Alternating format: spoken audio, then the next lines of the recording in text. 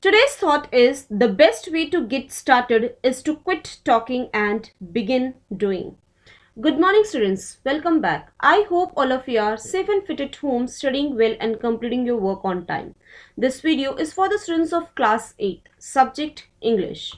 And in today's video, we are going to cover one topic or chapter of our precedence grammar book. This is our chapter number 19 and the name of the chapter is phrases. This is my lecture number 1 of the same chapter. This chapter is taken from PC Ren's grammar book. Students, we shall cover this chapter in one lecture only.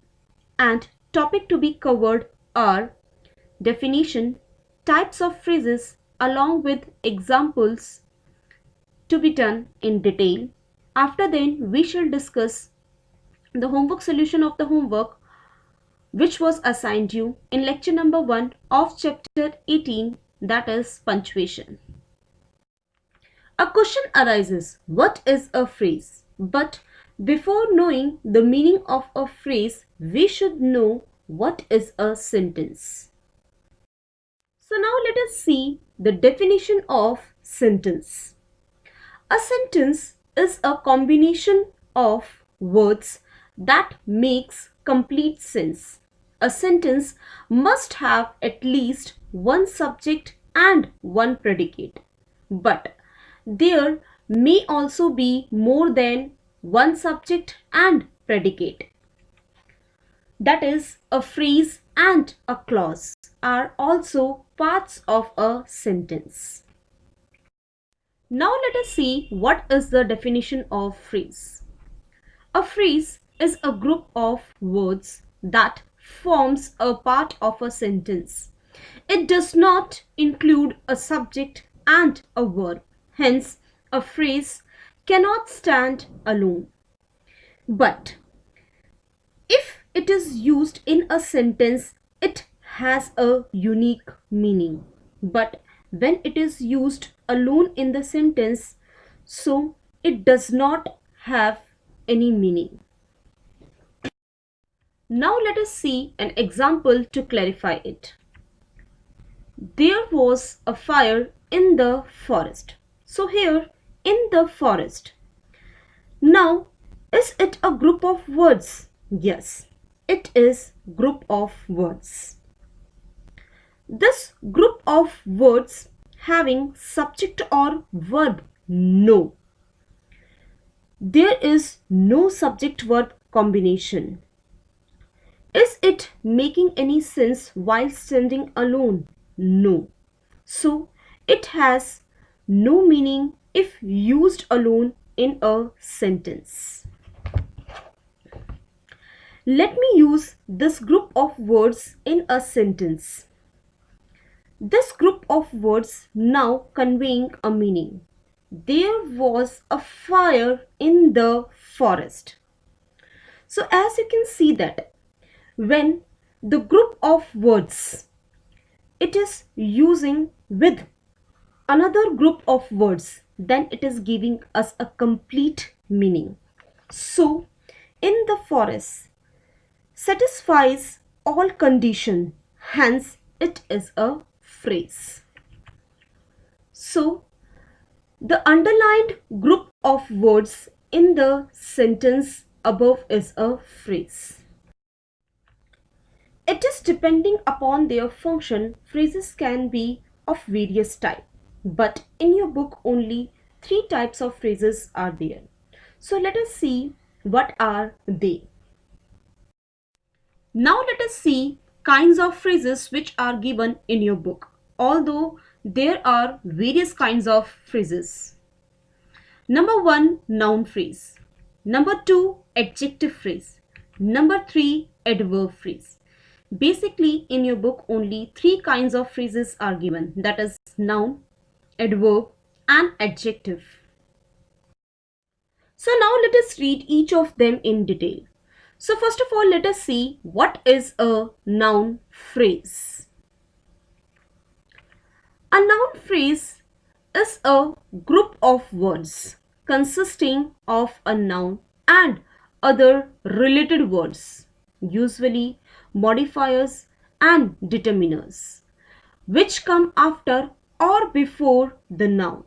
It does the work of a noun in a sentence.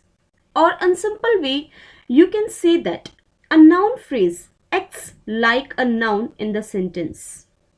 It contains a noun and other associated words which modifies a noun. Now let us see some examples to clarify it what is noun and what is a noun phrase. Number 1. I want something. So as you can see here, something, here it is a noun, but it is not a noun phrase. But in the second example, I want to go home. Here, home is a noun and to go home is a noun phrase because to go is just describing noun home. In the first sentence, the word something is a noun and it is the object of the verb want. Similarly, the group of words to go home is the object of the verb want in the second sentence. Hence, this group of words does the work of a noun. The group of words to go home is therefore a noun phrase. Now let us see more examples of noun phrases to clarify it. Number 1, this umbrella is mine. So as you can see that umbrella is a noun here as this word just describing a noun. So this umbrella is noun phrase here. Same with other examples also. It is an interesting story. Number 3, he hopes to win the first prize. Number 4, collecting stamps is his hobby. So now let us see another phrase, that is adjective phrase. An adjective phrase is a phrase or group of words that does the work of an adjective. Means one or more words work together to give more information about an adjective.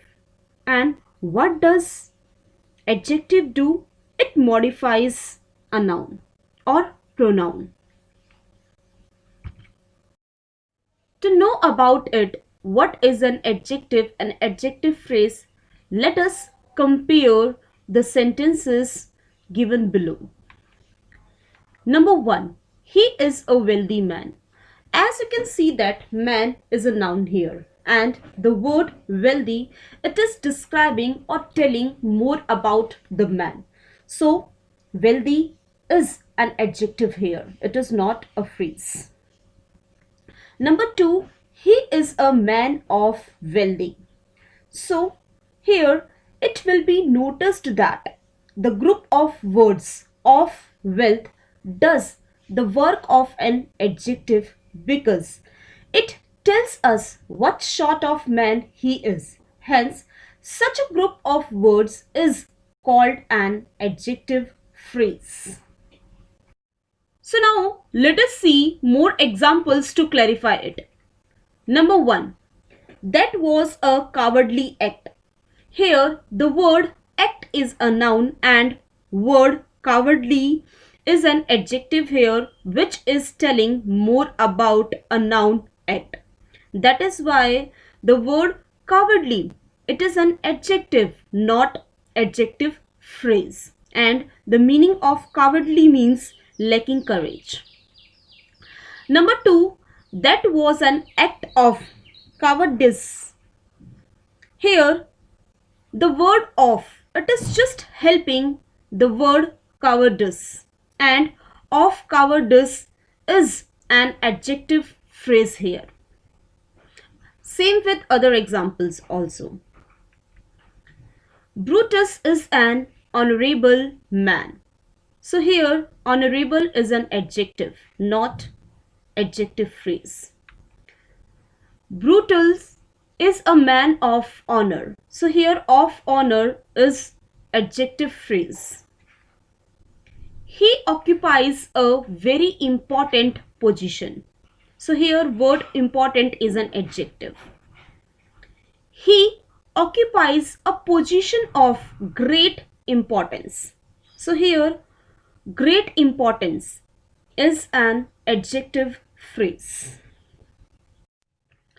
From the examples, it should not be concluded that it is always possible to substitute an adjective from an adjective phrase. So now let us examine the phrases in blue color. Number 1. The wage of sin is death. Number 2. The love of praise reigns in every heart. Number 3. He never felt the witchery of the soft blue sky. Each phrase does the work of an adjective and is therefore an adjective phrase, but it clearly cannot be replaced by an adjective. Now let us see the third type of phrase, that is adverb phrase.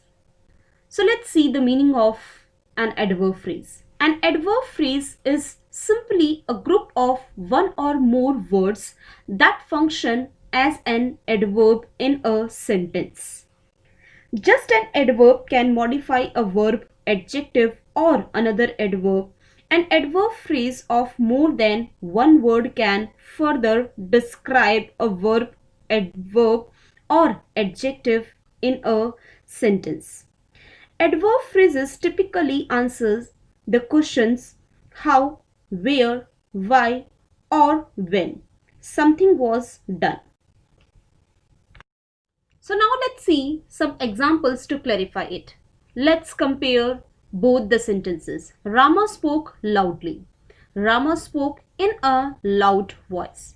As you can see in the first sentence, loudly, it is an adverb in the sentence because it is modifying the verb spoke. But it will be noticed that the group of words in a loud voice does the work of an adverb because it tells us how Rama spoke. Such a group of words is called an adverb phrase. So it will be further noticed that the adverb phrase in a loud voice is equivalent to the adverb loudly. Hence, we can replace an adverb by an equivalent adverb phrase. However, note every adverb phrase can be replaced by an adverb of the same meaning.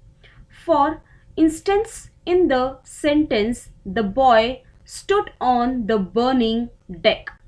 The group of words on the burning deck tells where the boy stood. It is therefore an adverb phrase. There is no adverb which can express the meaning conveyed by this adverb phrase. So, I hope all of you have understood this topic. Students, you have to complete your homework on the basis of the chapter or topic explained by me. And your homework is revise chapter 19, that is phrases from the book or video, and based on the understanding of the topic, do exercises mentioned in the book PC Wren's Grammar as page number 16, exercise number 1, page number 17, exercise number 2, 3, 4 and 5. Dear students, you have to complete these exercises in your PC Wren's Grammar book only.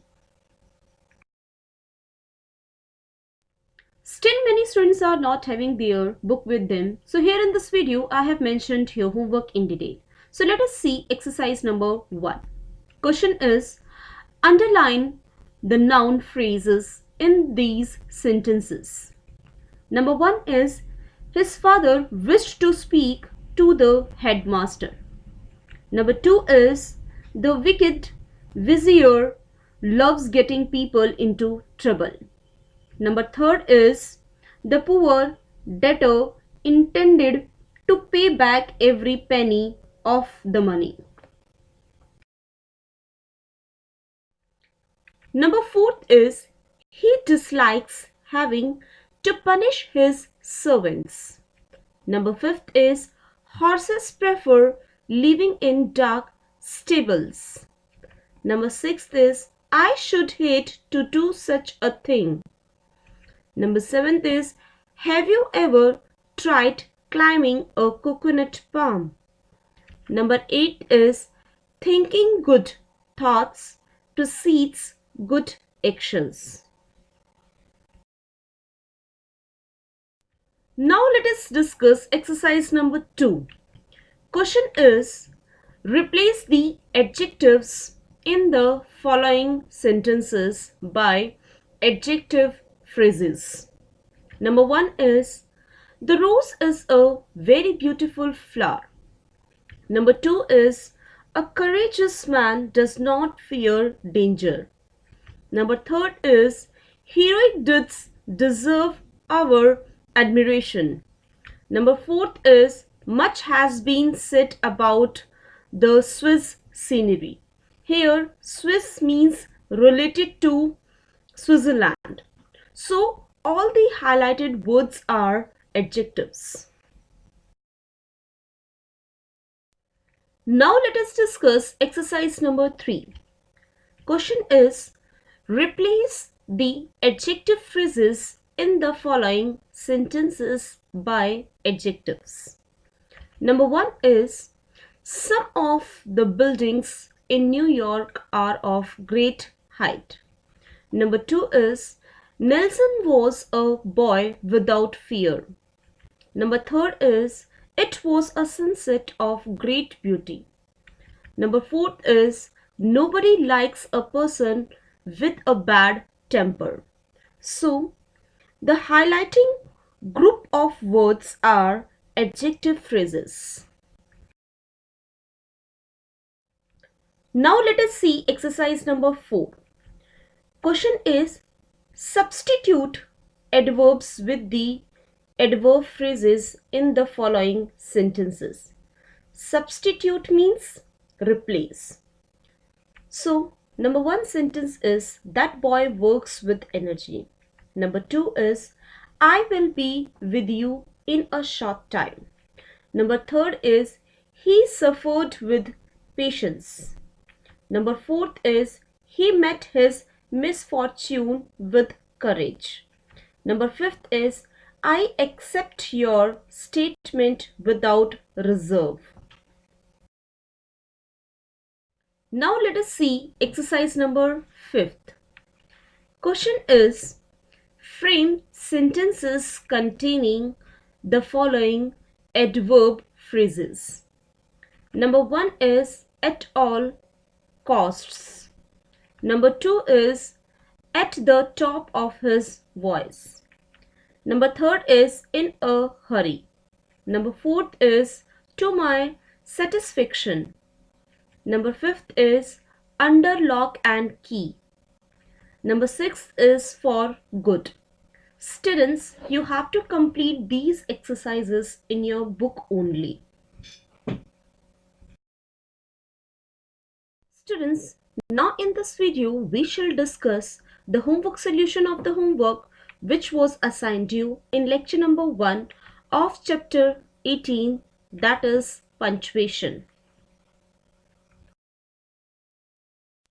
Students, as I have already explained you meaning, types of punctuation along with examples in detail in the previous video, as I assigned you homework which was to be done by you on the basis of your understanding, and your homework was revise chapter 18, that is punctuation, from the book or video, and based on the understanding of the topic do exercises mentioned in the book P.C. Rin's Grammar as page number 111 and 112, exercise number 1, 2 and 3. Students, now let us discuss exercise number 1 in detail. Question is, insert commas where necessary in the following sentences. Sentence number 1 is, even a fool, comma, when he holdeth his peace, comma, is counted wise. Number 2 is, I, comma, therefore, comma, walked back by the horseway, comma, which was 5 miles round. Number 3 is, read not to contradict, nor to believe, comma, but to weigh and consider. Number 4 is, when we have dined, comma, to prevent the ladies leaving us, comma, I generally ordered the table to be removed. Number 5 is, Rabindranath Tagore, comma, the author of Gitanjali, comma, was the first Asian to win the Nobel Prize. Students, note one thing, as exercise number 2 and 3 are based on your understanding and thinking skills. That is why I haven't mentioned the solution of these exercises in this video. However, I have provided the solution of these exercises on the EduQuark. You can see it from there. That's all for today. So this is the end of the lecture. Students, if you like our videos, please hit on the like button and don't forget to subscribe our channel. Thank you and have a nice day.